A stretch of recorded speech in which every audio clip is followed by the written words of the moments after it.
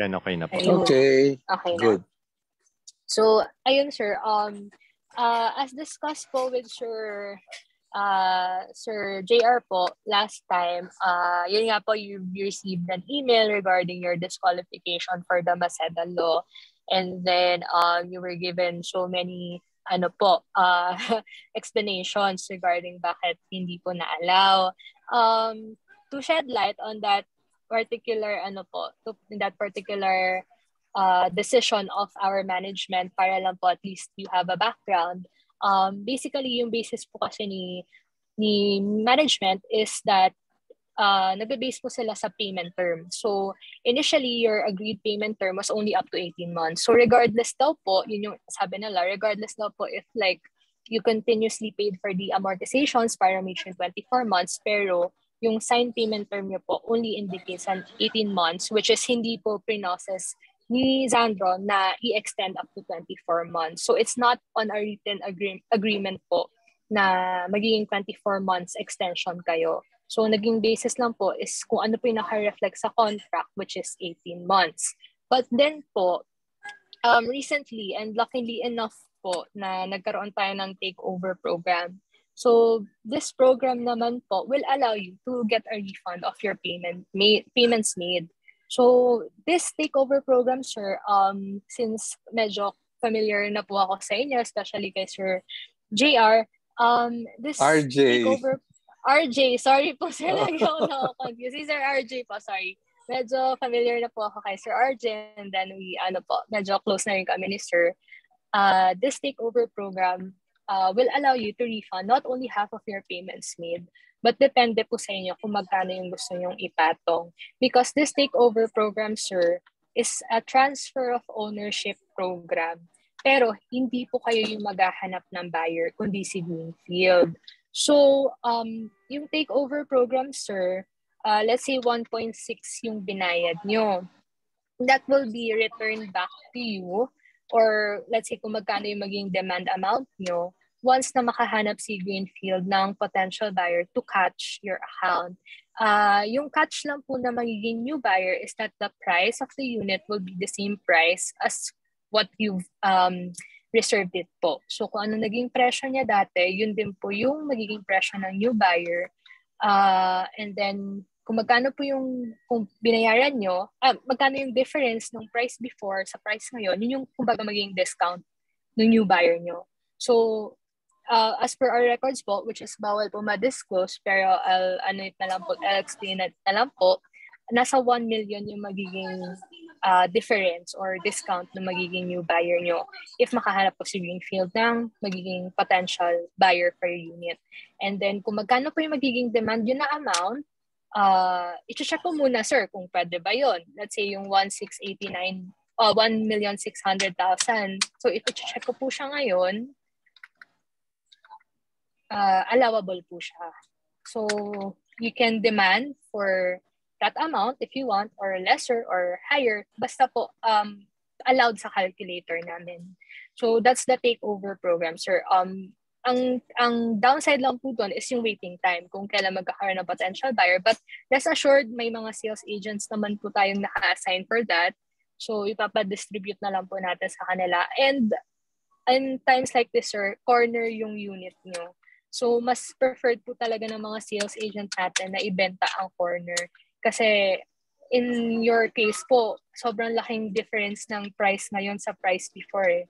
Kaya sobrang catch na po talaga yung kumbaga pag binili to ng magiging new buyer. Tapos yun din, malaki din po yung mababawi ninyo. Actually, kung full amount po ng payments nyo, pwede naman ibalik. Basta allowable lang po sa calculator namin. Depende na po yun sa inyo kung papatungan nyo. Pero yung patong, sir, we'll see muna sa calculator if allowable siya. Basta within our calculator, yung scope po ng calculator namin, if it will allow, then yun po yung ma-return back na money sa inyo.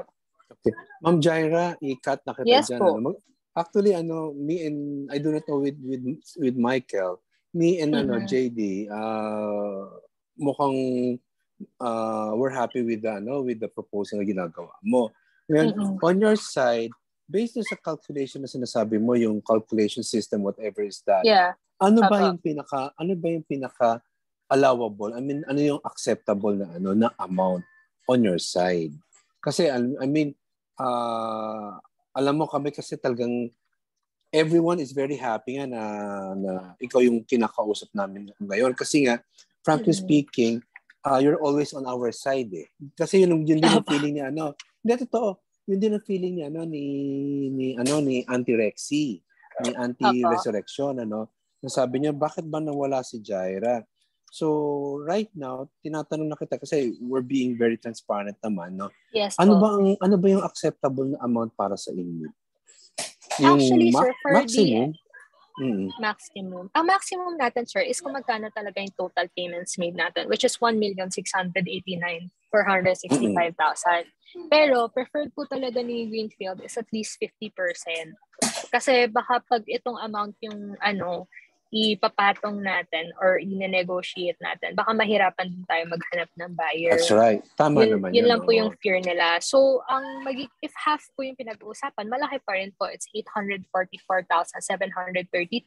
And this, kumbaga, ito na yung parang Macedalo natin. Yung substitute natin kay Macedalo. So, kung 844,732.50, ang magiging singil po kay buyer nun, sa new buyer is 7.8 million. Ang babayaran niya kay Greenfield. Tapos kung magkano po yung outstanding amount ninyo, diretso na ni new buyer, ibabayad yan kay Greenfield. Tapos yung for 844, that's the cash out from the new buyer to Greenfield to you po.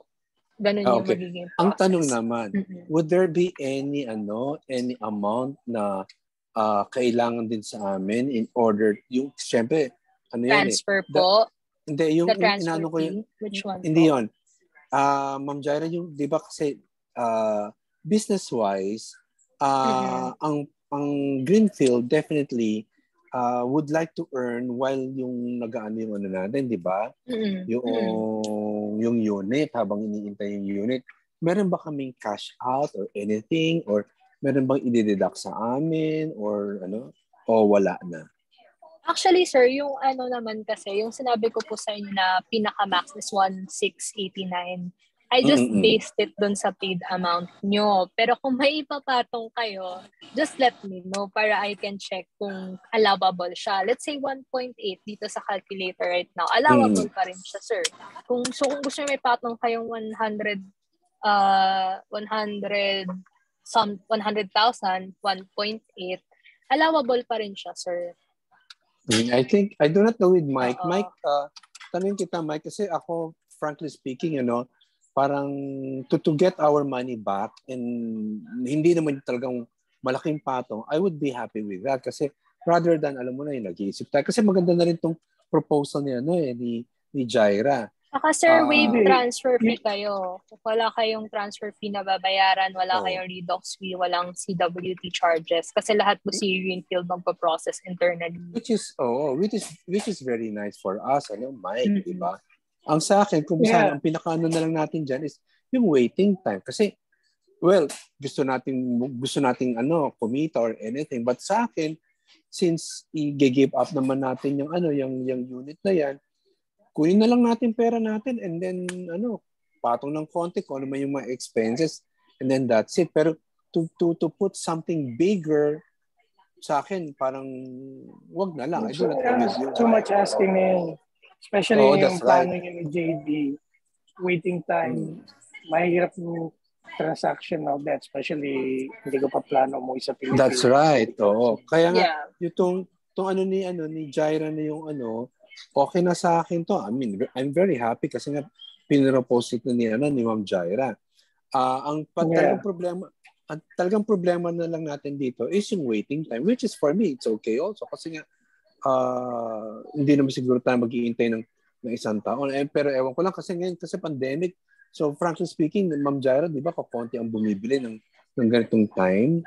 Am I right? Actually, sir, for East, may mga pumapasok pa rin naman, sir, like 5 to 10. Pero mahirap din po kasi, sir, noong October 15, nag-price increase ulit tayo. You are one of the lucky accounts. Yes, opo. You're one of the lucky accounts na yun nga po, sinama sa takeover program. So, since hindi pa naman din kayo cancel sa amin, then still retain pa rin yung price ninyo. Walang ginagalaw. Ay, naku, maraming salamat. Nasa na po yung price ngayon, sir? Nasa 10 million na, if just so you know. Talaga? Itong Zitan ba, magkano ng niya? Ayan, sir, hindi ko pa ma-check kasi sa Zitan manual yan eh. Sa East po kasi may calculator talaga kami, so madali lang i-check siya. Tulungan mo naman ako kung magkano ito kasi sige, sir, speaking, i-chat kita. Oo, if ever na tayo, ha? Kasi sir, let's say, ang price mo, ang price ng unit nyo ha, ng 39J, it's 7.3 million. Tapos compare mo sa ngayon na 9.9. Laki po ng difference noon. Grabe, no? Laki ng no? Opo. Pero Ma'am Jaya, tanong lang. Sir. Yes po. Tanong ko lang, kapag kunwari, yung paghihintay ng buyer, yun, understandable yun, na maaari magtagal.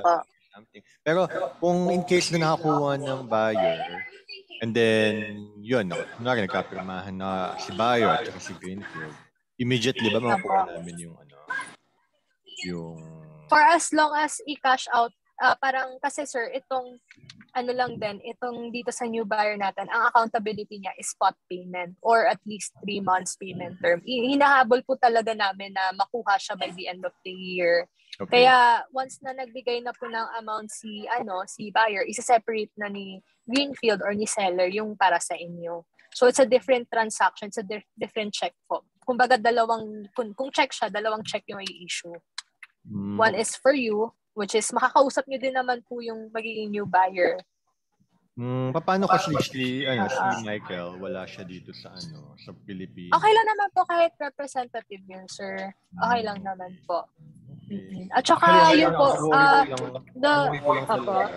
yung kapag may nakabili na, how long naman yung pagkuha ni Carl Michael ng kanyang Separate, sir, separate transactions na yon yung magiging, patong nyo. And at the same time, sir, syempre, kaya din po ito pinopost ni Greenfield kasi para ihabol po sa cash flow ng 2021. Or at least the first quarter of 2022, something like that. Okay. Pero as much as possible, for the last quarter of 2021 po talaga to. This is intended for the last quarter of 2021. Pero Ma'am Jaira, tanong ko lang. Sabi mo for the patong. What if for example wala kami ipapatong? Kung sana yun na lang namin. Paano namin makukuha yung pera ni Sir Michael? Yes sir, kumbaga parang patong pa rin yan sir. Kahit yun yung payments made nyo. Oo, ganun pa rin siya. Treated the same po siya. So kunwari 844 maseda lang yung kukunin nyo. The same pa rin po. Kumbaga din siya, additional sa end ng new buyer na ibayad sa inyo. Ganon. Kahit wala siyang patong. Kasi magiging accountability pa rin nila yun na bayaran kayo eh. Kasi kayo yung dating unit owner. At the same time, yung cash nyo po doon is hindi naman namin ginalaw yung unit. So brand talaga siya. Parang you're saying na yung new buyer, sila makipag-usap sa amin? Ganon? Hindi sir. Bale, magkakaroon lang po siguro ng a little bit of interaction pag signing of documents. Pero I doubt na like face to face kasi ang documents we can courier it from one place to another eh. So pa rin po ang sales ni Greenfield. Mag-i-interfere pa rin po sa transaction. Hindi po pwedeng hindi mag-interfere si after sales pati si sales. Kasi we have to guide you sa mga pirmahan. Yun ang importante kasi syempre kung saan wala naman kaming alam dyan or anything, di ba? So we need really someone in between us na mag-ano. Meron sir, opo. So, pero after sales pa rin po. Pero mawawala ka na. Sino kaya mag-handle nun? Si Miss Erica yung mag-handle po. I think nakakausap niyo na rin naman siya. Okay. And then Miss Jaira, tanong ko lang din. In case na pumayag kami dyan, wala namang mga hidden charges kasi mamaya magulat na naman kami. May mga charges. Wala, sir. Ganito. Wala po. So kung ano yung binayad namin, then in case na gusto namin yung magpatong or reasonable na sinabi namin na base ka, masabi yung pasok sa calculation ninyo, so yun yung makukuha namin. Yes, sir. Oo. Yung kumbaga, ang sisingilin po namin dun sa new buyer naman is kung magkano yung mga unpaid nyo. Okay. Yun po yung sisingilin namin sa kanya. Which, syempre, si sales na po in-charge doon. Which is hindi nyo naman i-disclose din, di ba, kay ano? Hindi na po, hindi na po. Okay, sige. O, yan understandable. And then, ano naman to, no, may parang letter of agreement naman to na ibibigay sa amin, no? Para... Yes, sir. Kumbaga, pag may new buyer na tayo, magpapapirma tayo ng deed of assignment of rights, gano'n. I mean, tapos, itong usapan natin, like, once nagkasundo na... yes, sir. Kumbaga, sir, I'll be sending you an email regarding this takeover program. Tapos, siguro by tomorrow. Tapos, you just have to reply. You have to confirm with me, sir, na, let's say, kunwari, amendable na kayo kung napag-usapan nyo na po. So, you will just have to say sa email nyo, kahit email lang po, na we are amenable, tapos yung demand amount nyo po. So, after that, every Monday, sir, we report this account sale namin sa management with the sales. And then, sila po, directly, naghahanap na sila ng potential buyer based dun sa demand nyo and dun sa kung magkano yung outstanding balance, gano'n. So, si sales na po yung in charge dun sa mga technicalities ng magiging transaction. Okay. Sige. Okay na tayo doon. Cleared tayo doon, Ma'am Jaira. Kasi alam mo yung mga previous na humandle ng namin, iba-iba ng sinasabi. Pagka nag-suggest ng ganito, after a while, biglang iba na naman ang sasabihin. Hindi na naman doon na-approve ni management, ganito. So kami nalilito kami talaga. Yeah. Hindi nga katulad mo. Ayan, very, unlike you, Ma'am Jaira, kilala mo naman kami kasi gusto namin talaga yung tayo, di ba? Upfront ang usapan. Kaya nga, unlike you ngayon, ang dali-dali natin mag-decide, di ba? Tsaka very clear naman yung yung explanation. So, for us, I do not know, pero syempre, ang last say pa rin si Sir Mike. Michael pala. Yes, Ako, frankly speaking, okay ako dyan. And I think John is okay with that also. No? Yung inaanuhan ko. And syempre, si Michael pa rin maglalasa. Yeah, So, if decided na po tayo, sir, i-document na lang natin na ito yung demand natin, ganyan. Actually, sir, kasi if we fight through the Maceda law, yung ini-insist natin na yung half ng 1.6 i-relifa natin under Maceda law, sobrang hirap po niya talaga ipa-appeal sa management. Kasi yung management natin, sir, consist of lawyers. Tapos alam niyo naman kung gaano ka mabusisi talaga yung mga lawyers natin.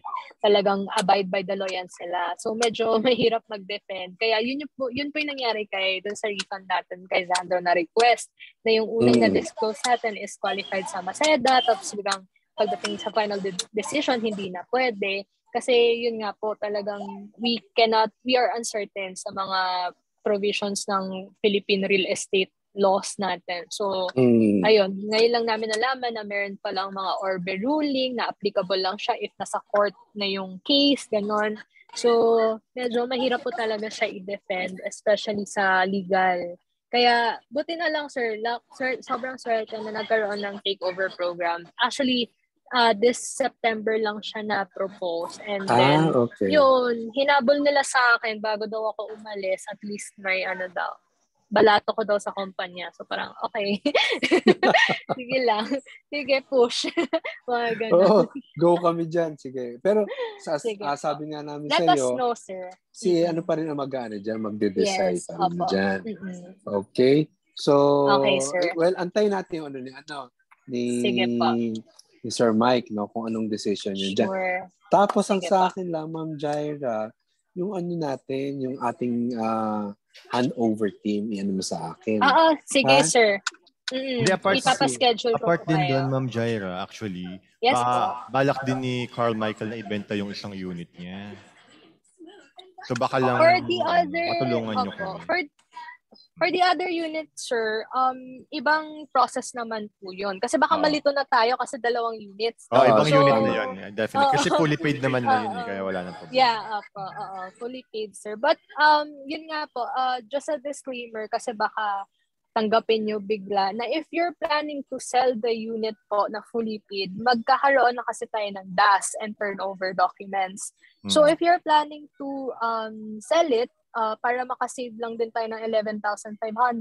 If may mag-email po sa inyo regarding sa DAS confirmation, tapos gusto natin ibenta unit, sabihin nyo po na may intent kayo na i-benta yung unit para ma-hold yung endorsement ng DAS sa inyo. Kasi sir, once na na-release na po yan nila, tapos nasa inyo yung DAS, tapos mag-iiba ng buyer, magbabayad po kayo ng 11,500 for the redocumentation.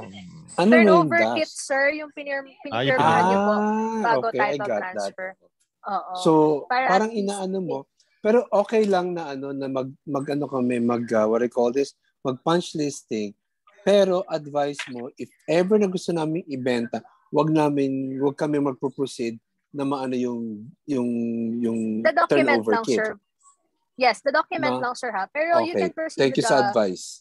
Yeah, you can proceed with the punch list, turnover, and everything. Pero when it comes to documentation, sir, wag muna. Wag niyo muna tanggapin.